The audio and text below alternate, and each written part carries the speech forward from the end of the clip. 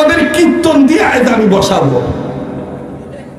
এখন অন্যান্য ইমাম সাহেবরা করছে যে কোন গ্রুপের হুজুর রে, সাংঘাতিক হুজুর। তা আমি কায়দা করে মাইকটা যখন ওইদিকে ঘুরেছে, আমি আস্তে করে বলেছি, আচ্ছা মোহাম্মদী পকেট পঞ্জিকা ছিল তো আমার কাছে, আমি পঞ্জিকাটা বের করে, ওই যে আছে না মোহাম্মদী একটা পকেট পঞ্জিকা, ওটার মধ্যে লেখা আছে কোন মাসে কোন পূজা।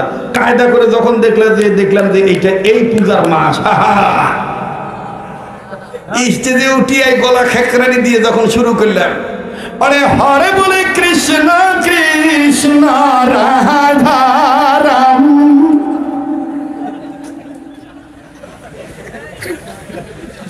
কায়দা যখন টান দিছে তো দুই একটা ব্রাহ্মণ সামনে আসি হা করে তাকাইছে। ওরা তখন ওই ওয়াসল অবস্থায় কাগজের মধ্যে লিখেছে, হুজুর আপনি কি আগে আমাদের দলে ছিলেন?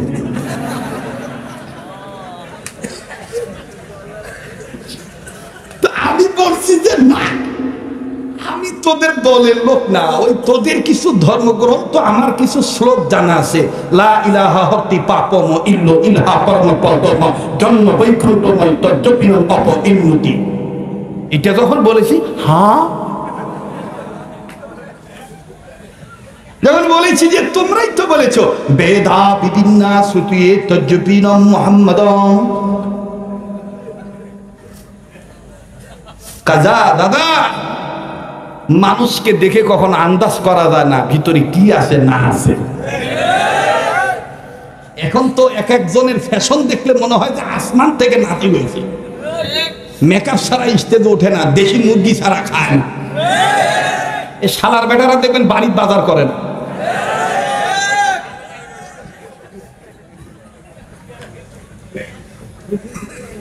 পরের বাড়ি খায় তো, এই জন্য মাছ কয় টাকা কেজি আন্দাজ নাই। যদি কবেন যে হুজুর আপনার খবর জিজ্ঞেস করে দেখেন তো আমি কি খেয়েছি, ডাইলের পানি আর চালটা আর 3-4টা আলুর টুকরা আর 2টা কাঁচা মরিচ আর 2-3 ফোঁটা একটু কাঁচা লবণ কায়দা করে মাখাইছি, স্পেশাল করে টেনে টেনে খেয়েছি। কি শান্তি। আর এই সমস্ত ফকিন্নির জাতেরা যেগুলো আইসা কয় দেশি মুরগি না, চিকন চালের ভাত নাই, শালারা দেখবেন 10-12 বছর খাবে, 13 বছর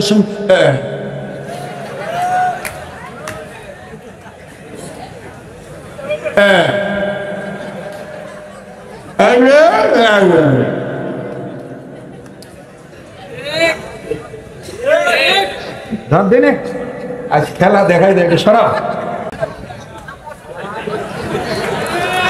এই ভাই খেলাটা তোর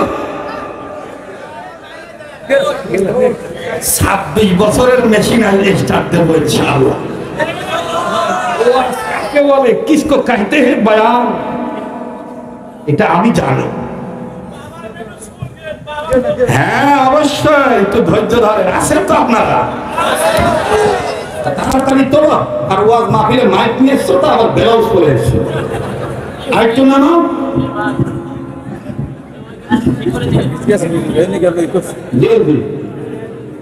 কায়দা করে কি ভাই, কষ্ট হলো? হ্যাঁ সারা সারা সারা সারা। আমার কাছে মনে হচ্ছে যে এখন রাত 9টা বাজে, চলবে? চলবে। যেটা উঠে পালাবে মনে করবি এইটা ওই গুরু ফেললো। বউর সাথে বেশি ভালো সম্পর্ক নাই, এজন্য বেশি সব সময় সব জায়গায় টিকতে পারে না, ইস্তেকামাত না। কথা কম ঠিক কিনা? এ মহিলারা ওয়া শুনতেছে না? হ্যাঁ, মহিলাদেরকে মারবি না, যারা বিয়ে করেছো বাবা খবরদার, বউকে মারবা না, বউকে ভালোবাসবা। মাঝে মাঝে জিজ্ঞেস করবা কেমন আছো, দূরে গেলে আন্দাজে কিছু লাগবো না, জাপানি একটা পান দিবা, সুন্নত আদায় করে বলবা কিছু লাগবে তোমার।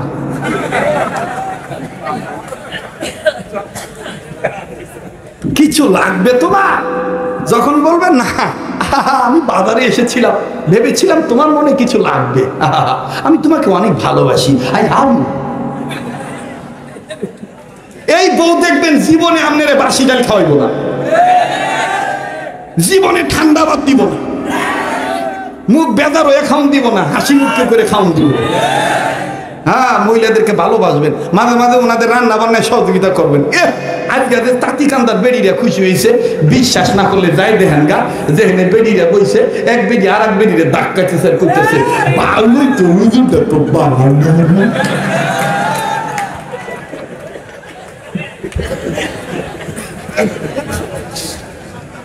ঠিক আছে না? স্বামী স্ত্রী দাম্পত্য জীবনে সুখের দরকার আছে না নাই? যে স্বামী স্ত্রীর সম্পর্ক ভালো, ওদের ছেলে মেয়ে ভালো হয়, আর যাদের স্বামী স্ত্রীর সম্পর্ক ভালো হয় না, ওদের বাচ্চা কাচ্চা ভালো হয় না। দেখবেন নাকের সাইজ হবে পাতিলের মতো, আর হাত পা হবে এরকম। কারণ ওর মাকে ওর সামনে গালি দিছে, ও পেটে থাকতো, ওর মাকে লাথি মেরেছে, এই জন্য বাচ্চার পাও ভেঙে গেছে। মা তো এই বাচ্চাকে ফেলতে পারে না, কিন্তু বাপকে আল্লাহ বুঝায় দেয়, তোর চরিত্র ভালো ছিল না, এই জন্য একটা টেন্ডুর সন্তান দিয়ে তোকে আমি বোঝা বানিয়ে দিলাম।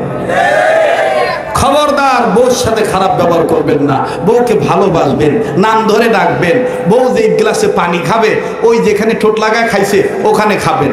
একটু গ্লাসে এঁটে লেগে থাকলে এরকম গালি দিবেন না, ফকির নির্সি গ্লাসটাও দিতে পারিস না। খালি মনে করবেন না মায়ের খেদমত করা ইবাদত, স্বামী হিসাবে স্ত্রীর খেদমত করা ইবাদত।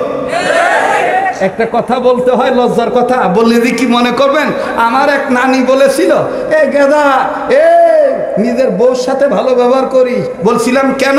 বলে ওই রানের সিপাই গোটা হইলে মা কিন্তু মলম লাগাবে না, বউ কিন্তু লাগাবে। কথাটা বুঝছেন? হ্যাঁ, বুঝছি। ঠিক আছে না? এই কষ্ট হচ্ছে? এ সাংঘাতিক কায়দার ওয়াজ। দুইটা কর্মসূচি। প্রথম কর্মসূচি ইবাদত করা। কি করা? তাহলে স্বামী হিসেবে বউর খেদমত করা, সংসার সুখী হওয়া, তালমিল করে চলা, এটাও ইবাদত। কথা বলেন ঠিক কিনা? হ্যাঁ, এখন তাঁতিকান্দায় পুরুষরা আমাকে না আনলে কি হবে? মহিলারা বলবে যে ওই হুজুর না আনলে আমরা টাকা পয়সা দিতে দেবো না। আল্লাহ কবুল করুক। জোরে কোন আমিন। আরো জোরে কোন আমিন। ভাই, আপনারা কি এভাবে দাঁড়াই থাকবেন? দাঁড়াইলে মনে হচ্ছে যে মানে টাকা পয়সা দিবেন। হ্যাঁ না, এটা বেকায়দা হয়েছে। আর ও আমার ঠেলায় মানে ভয়ে এমন উৎসাহ করেছে যে আমার চাইতো মাইক উৎসাহ হয়ে গেছে, বুঝছে? ও এখন না না, আর উঠা লাগবে না, একটু আর একটু নিচে হলে আমার টান দিতে সুবিধা হইতো। হ্যাঁ শোনেন, আমি আমার স্বাস্থ্যসম্মত বসি, ওরা যত ঘরে রেকর্ড করে করুক।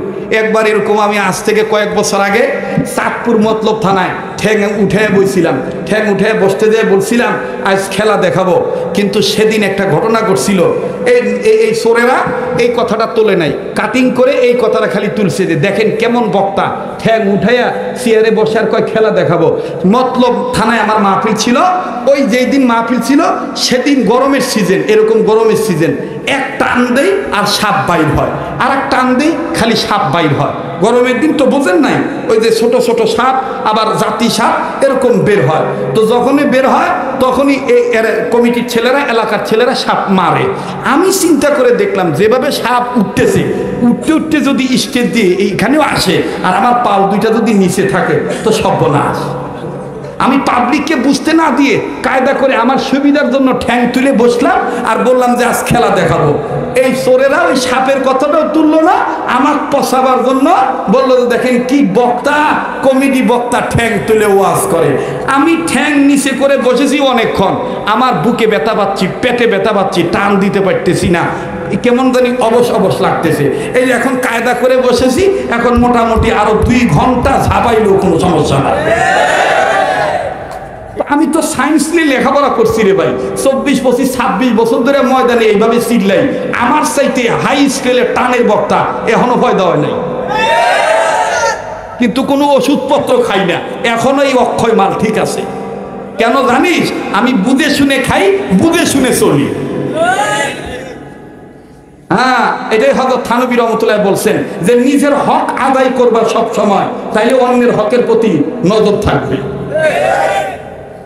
আবার একটু তাকবীর দেন, নারায়ে তাকবীর, নারায়ে তাকবীর। আমি কি দোয়া করে দেবো ভাই? অনেক রাত হয়েছে না, আমি শেষ করে দেই। এবার ওই ঘটনাটা শেষ করে দেই নাকি কর? আরো চলবে? না দেখছেন হুজুরে কোন জায়গায় নিয়ে আসছেন আমাকে। এর নাম হলো তাঁতিকান্দা। আসলেই তো এই জায়গাটা তাঁতি, আসলেই তো তাঁতি। আবার বলেন আল্লাহু আকবার। বাদাম রে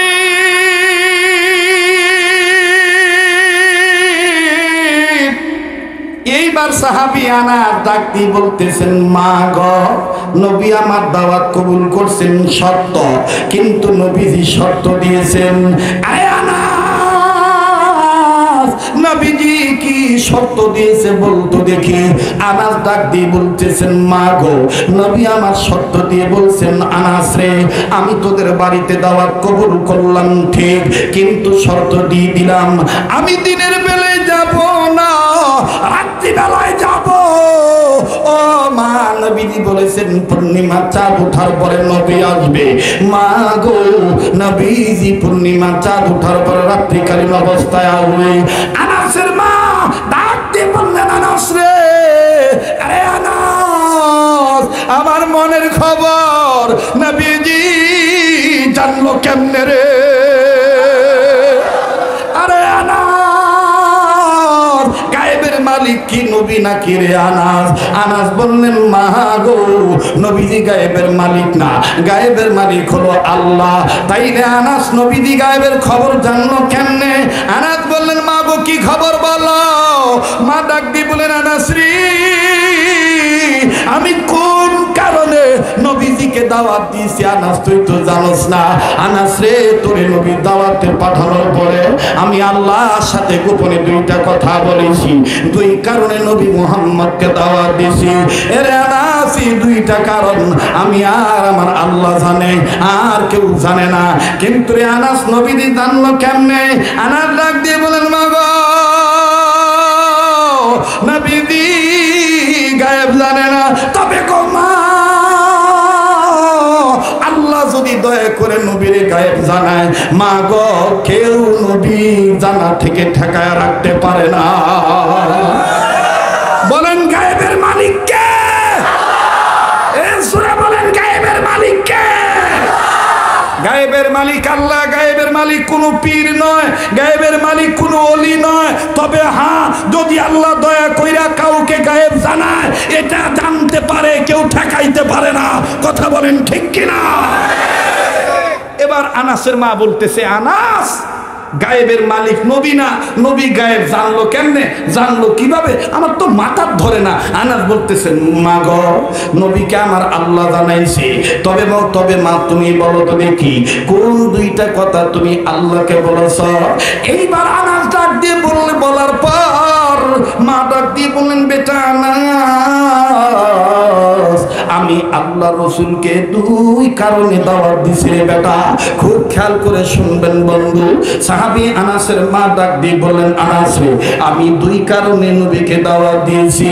নাম্বার এক, এরে আনাস, আমি প্রায় দেখি তুমি না খেয়ে নবীর দরবার থেকে আসো, নবীদের বাড়ির চুলায় আগুন ধরে না। কাজেই আমি সিদ্ধান্ত নিয়েছি, নবীদের দোয়া আল্লাহ কবুল করে, নবীকে এইবার দাওয়াত দিয়ে খাইতে দিয়া নবীকে বলবো, দয়ার নবী, আপনার দোয়া আল্লাহ কবুল করে, আপনি আমার বেটা আনাসের জন্য একটু দোয়া করেন আল্লাহর কাছে, আল্লাহ যেন আমার বেটা আনাসকে ধনী বানিয়ে দেয়। এরে আনাস, নবীজি হাত তুলে দোয়া করলে আল্লাহ দোয়া কবুল করবে। আল্লাহু আকবার। আল্লাহ দোয়া কবুল করবি, আমার আল্লাহ তোকে ধনী বানায় দিবি। আনাস, তুমি ধনী হয়ে যাইবা, নবীজি আর ক্ষুধার্ত থাকবে না, নবীজিকে আমি প্রায় দাওয়াত দিয়ে খাওয়াবো। এইটা হলো এক নম্বর কারণ। ও মা, এইবার বলেন দুই নম্বর কারণ কি? এবার সাহাবী আনাস ডাক দিয়ে বলার পরে মা বলেন, আনাস রে, দুই নম্বর কারণ হইল, পৃথিবীর সবাই বলে মুহাম্মদ নবী সুন্দর, আল্লাহ নবীর চেহারা অনেক সুন্দর। আনাস রে, আমি আমার আল্লাহরে বলেছি, আল্লাহ, তোমার বন্ধু যখন যখন দাওয়াত কবুল করবে, দিনের বেলায় আমার বাড়িতে আইনো না। পূর্ণিমার চাঁদ যখন উঠবে, ওই রাত্রে মোহাম্মদ নবীকে আমার বাড়িতে এনে দিও।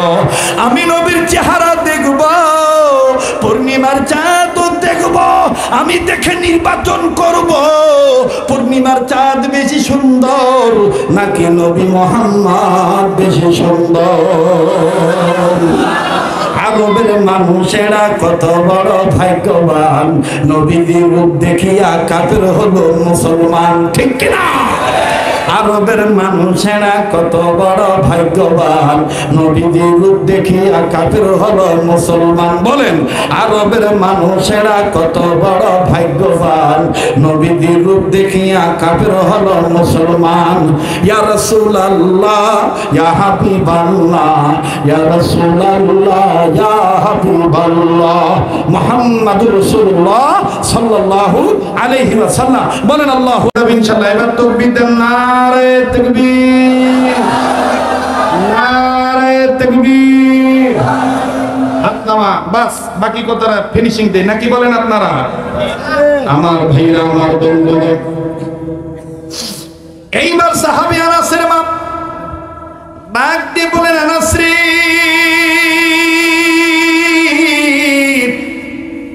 আল্লাহ যেহেতু নবীকে গোপন কথা জানাই দিছে, তাইলে আনাস আর দেরি করার দরকার নাই।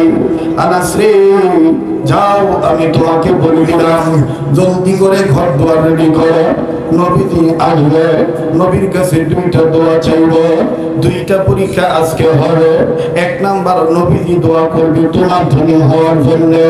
দুই নাম্বার, নবীর চেহারা কেমন সুন্দর এইটা আমি দেখবো।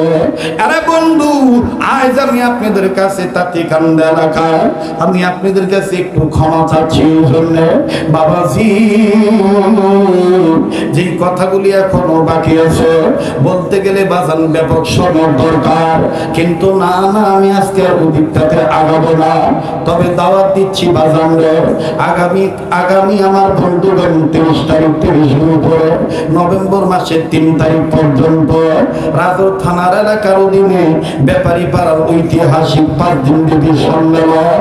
এই 5 দিন দেবীর সম্মেলনে প্রথম দিন আছে খতিবুল উম্মাহ, বিশ্বনন্দিত ওয়ার্ড, সারা বিশ্বের মধ্যে বর্তমান যার জনপ্রিয়তা অনেক আকাশচুম্বী, যার মাহফিলে বাজার লক্ষ মানুষের ঢল নেমে যায়, উনি আছেন প্রথম রাত্রে খতিবুল উম্মাহ হাফিজুর রহমান সিদ্দিকী দোয়াকাটা। এরপরে আমার বন্ধুগণ দ্বিতীয় রজনীতে আমি অদম আসি।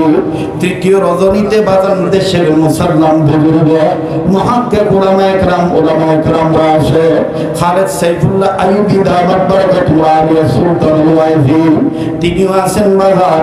এরপরে বাংলাদেশে সুরের ঝংকারের বক্তা আব্দুল কাইয়ুম নিয়াজি, যার কণ্ঠ আরো অনেক সুন্দর, উনি কিন্তু আছেন নওয়া।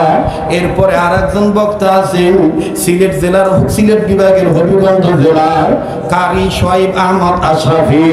আমার বন্ধুগণ আরো আছে কারি সাইদুল ইসলাম আসার।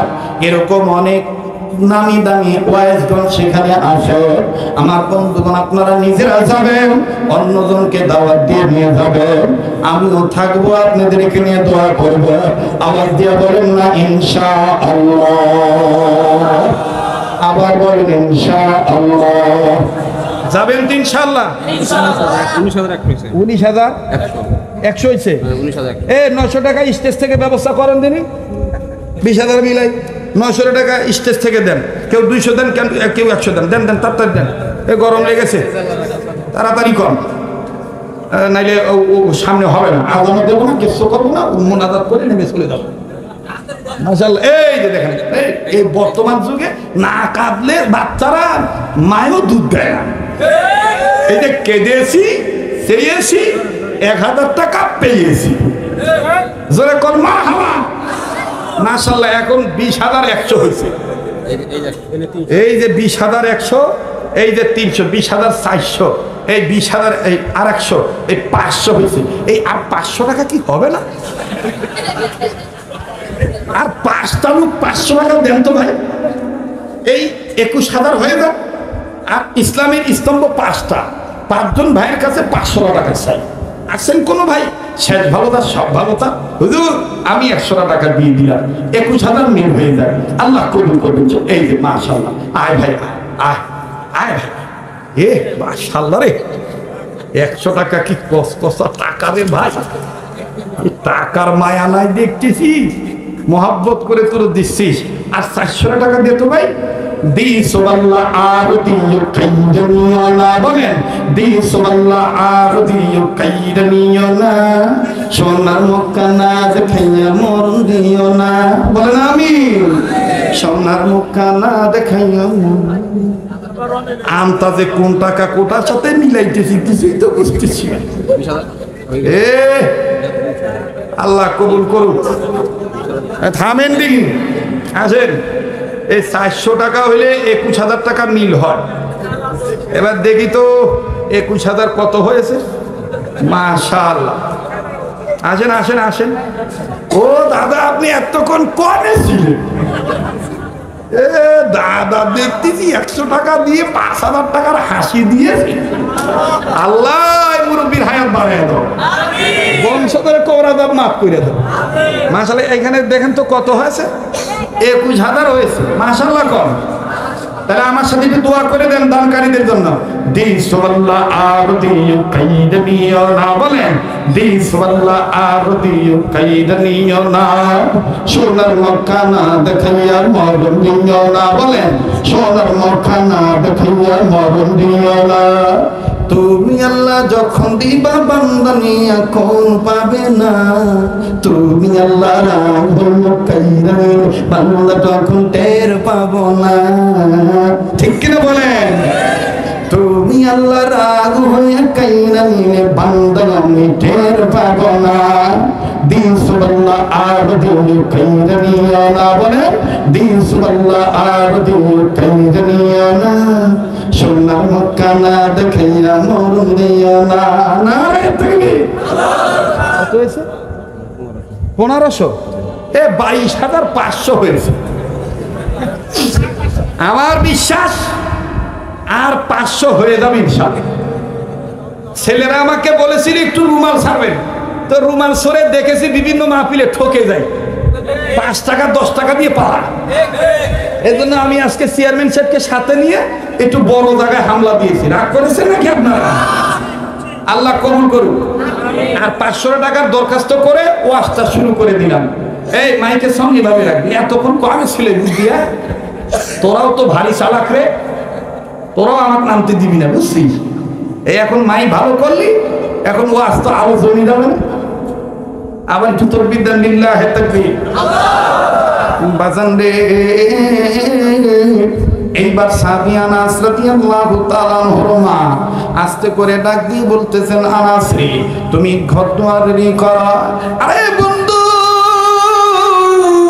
সাহাবী আনাস দরজা জানালা সব যখন নিজের তাঁবুটা রেডি করলে, বিছানা সুন্দর করে বিছাইলেন।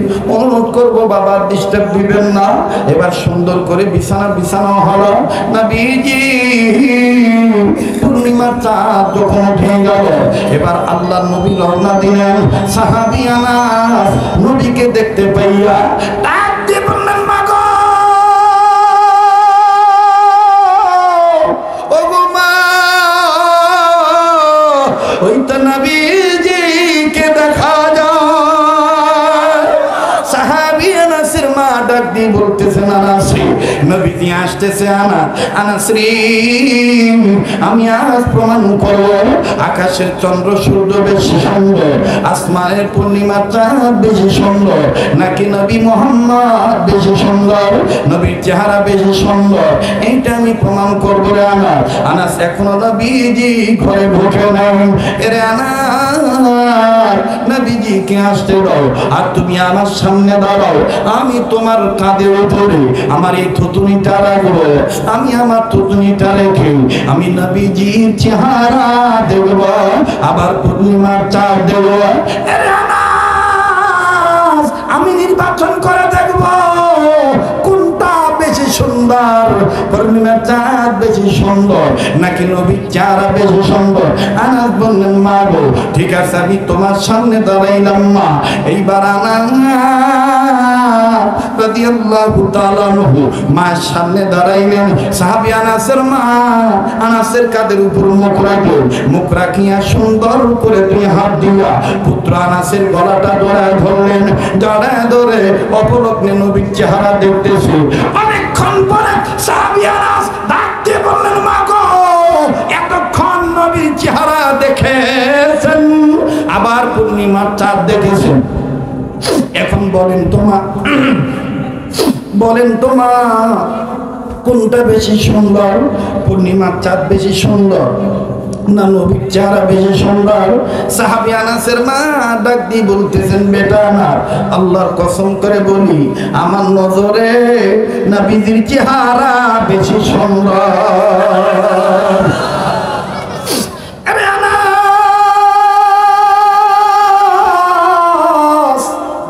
আমি নজর করে দেখিলাম পূর্ণিমার চাঁদে দাগ আছে, নবীর চেহারায় কোনো দাগ নাই। जब तुम की चाँद तारे झिलमिलाते जाएंगी, तब तलब जिस्मी बलादत हम मनाते जाएंगी। मरहबा कौन, मरहबा कौन, मरहबा कौन? जब तुलों की चाँद तारे झिलमिलाते जाएंगी, तब चलो जिसने बिलादत हम मनाते जाएंगी। नूर वाला आया है, नूर लेकर आया है, सादे आलम में ये देखो कैसा नूर छाया है। अस्सलातु अस्सलामु अलैका या रसूल अल्लाह, अस्सलातु अस्सलामु अलैका या हबीब अल्लाह। मरहबा कौन? এইটারে এই গ্রুপের লোকেরা নিয়ে বানাইছে নবীজি নূরের তৈরি, এইটা লইয়া গুতাগুতি। আরে ভাই, এই গুতাগুতি করার টাইম নাই, কথা কোন ঠিক কিনা? নবীকে এত সম্মানী যেহেতু করেন, তো কাদিয়ানীদের বিরুদ্ধে আন্দোলন করেন না কেন? কথা কোন ঠিক কিনা? যারা নবীকে সম্মানের সাইনবোর্ড লাগায় অথচ ইসলামী আন্দোলন করতে চায় না, রাজপথে তারা কোনো প্রকার প্রতিবাদ করে না, বুঝতে হবে এরা হইল বিজা দরবেশ, অরিজিনাল দরবেশ হতে পারে না। মোহতারাম হাজিরিন, এবার সাহাবী আনাসের মা ডাক দিয়ে বললেন, বেটা না, আমি নজর করে দেখলাম নবীজির চেহারা বেশি সুন্দর, পূর্ণিমার চাঁদের চাইতে নবীজির চেহারা বেশি সুন্দর। চিৎকার দিয়া বলেন সুবহানাল্লাহ। এবার আনাস বললেন, মা গো,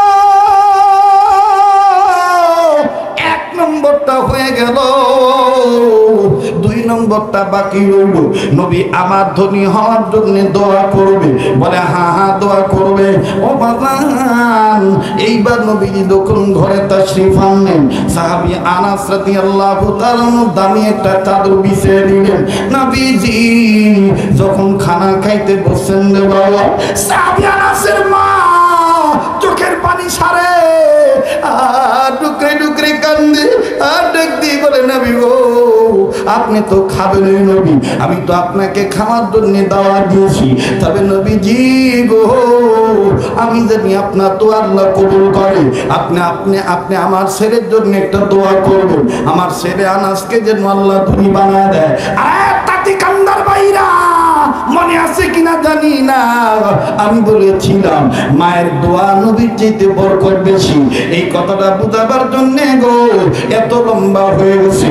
সাহাবী আনাস রাদিয়াল্লাহু তাআলা মা যখন নবীকে বললেন, নবীজি গো, আমার আনাসের জন্য ধনী হওয়ার জন্য দোয়া করবেন। আমার আনাস প্রায় আপনার দরবার থেকে না খেয়ে আসে, আপনি মাঝে মধ্যে পেটের মধ্যে পাথর বাঁধেন। নবীজি গো,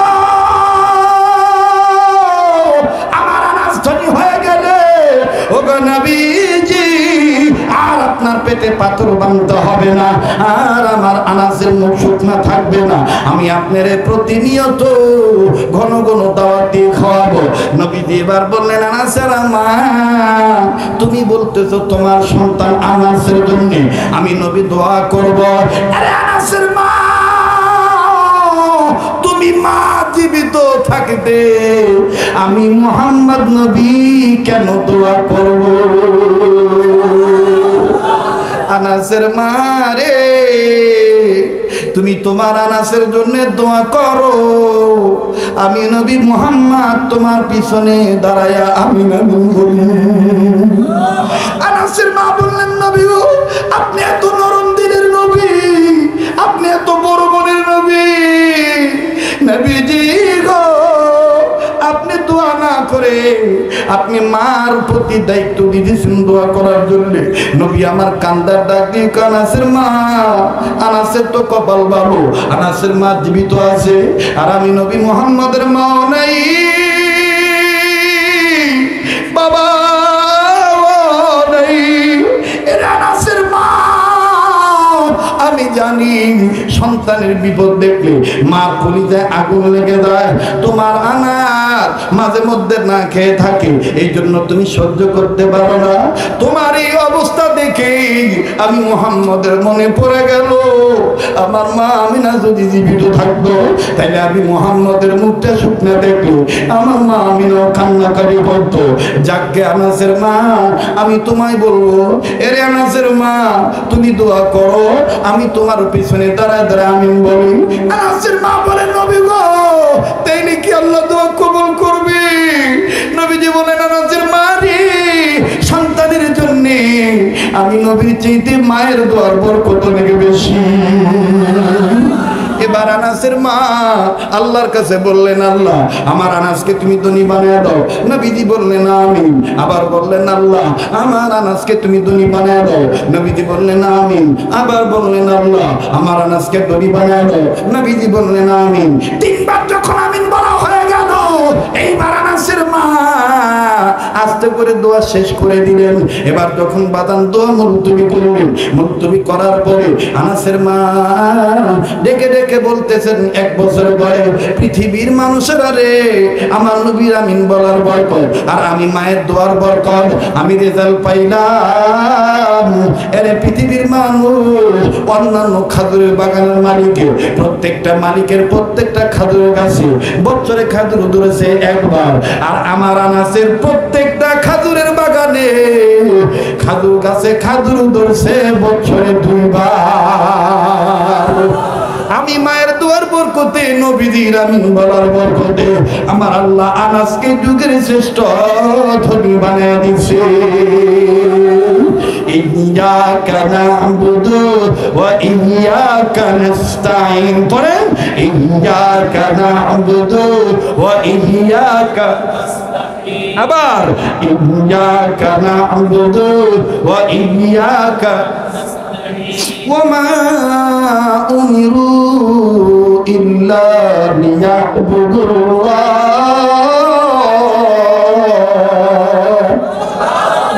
এটা 1 নম্বর কর্মসূচি, সকল ক্ষেত্রে আমি রবের গোলামি করো। 2 নম্বর কর্মসূচি, মুখলিসিনা লাহুদ্দিন, দিন কায়েমের মাধ্যমে আমি আল্লাহর গোলামি করো। এই দিন কায়েম কিভাবে করতে হয়, কাকে বলে, ইনশাআল্লাহ আমি পরবর্তীতে কোনো বয়ানে আপনাদেরকে শোনাবো। আল্লাহ তাআলা আজকের এই ক্ষুদ্রাতি ক্ষুদ্র নসিহতের উপরে আমাকে আপনাকে আমল করার তৌফিক দান করেন, বলেন আমিন। সুবহান রাব্বিকা রাব্বিল ইজ্জাতি আম্মা ইয়াসিফুন ওয়া সালামুন আলাল মুরসালিন ওয়ালহামদুলিল্লাহি রাব্বিল আলামিন। এক্ষুনি দোয়া হবে, তারা দাঁড়িয়ে আছেন বসে পড়েন, মেহেরবানি করে সবাই বসে পড়েন, দোয়া হয়ে যাবে। 2 দিন ব্যাপী মাহফিলে না, হ্যাঁ দেব, আজান দেব, কিন্তু আজান শুনে খালি কানের মজা নিলে হবে না, আজান শুনে 5 ওয়াক্ত নামাজও পড়তে হবে। ঠিক আছে তো? ঠিক আছে ইনশাআল্লাহ। তা মাইকের সাউন্ডটা আরেকটু বাড়াও তো বাবা, আরেকটু বাড়াও। এই আপনারা বাড়ি যাবেন না? আল্লাহ আল্লাহ আল্লাহ আল্লাহ আল্লাহ, কত সময় হয়েছে খেয়াল করছেন? আবার একটু তাকবীর দেন, নারে তাকবীর, আল্লাহু আকবার।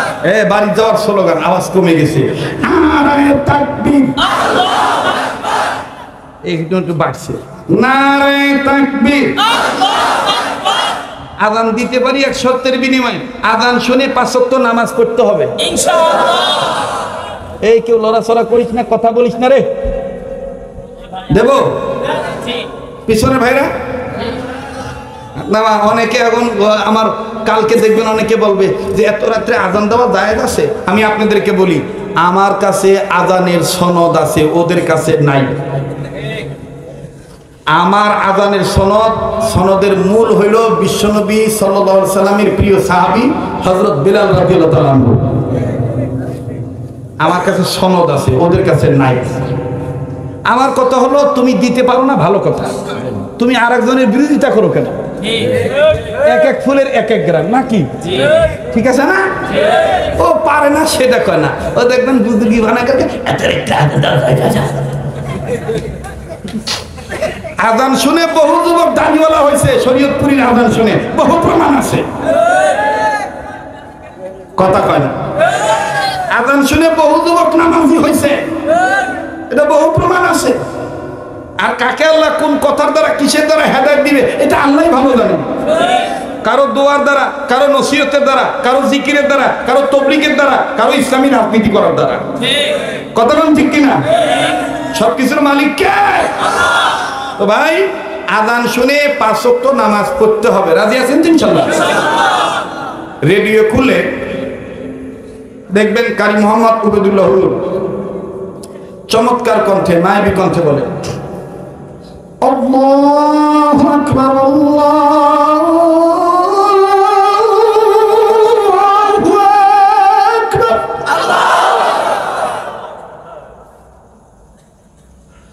আল্লাহু আকবার, আল্লাহু আকবার,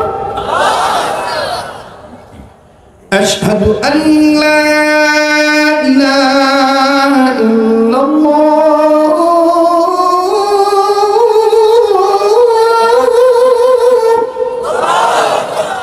আশহাদু আন লা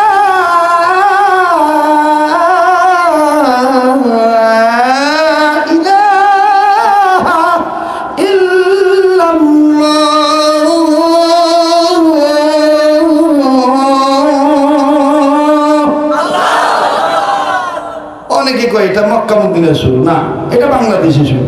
মদিনার সুরটা ভিন্ন স্টাইল, মদিনার সুর ভিন্ন স্টাইল। বলবো, মদিনাতে যখন মদিনার মুয়াজ্জিনরা আযান দেয় তখন দেখবেন কি মায়ার কণ্ঠে, শ্রুতি মধুর আওয়াজে, কান্না বিজড়িত কণ্ঠে বলে, আল্লাহু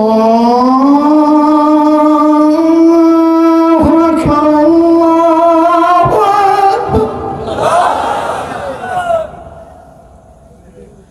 আল্লাহু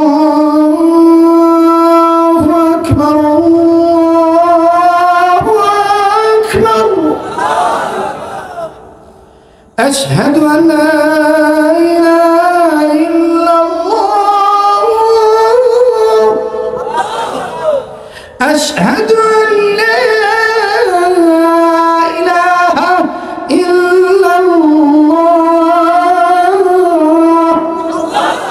মারহাবা খান। আবার দেখবেন কাবা শরীফের ইমাম শাইখ আব্দুর রহমান সুদাইস যখন কান্না বিজড়িত কণ্ঠে কোরআন তেলাওয়াত করে কি যে মজা লাগে, বলবো? বলেন বলবো? কি মায়ের আওয়াজে বলে, আল্লাহু আকবার, আলহামদুলিল্লাহি রাব্বিল আলামিন,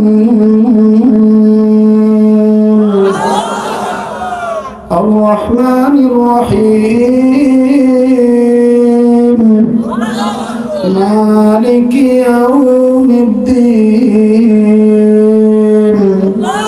إياك نعبد وإياك نستعين اهدنا الصراط المستقيم صراط الذين أنعمت عليهم غير المغضوب عليهم ولا الضالين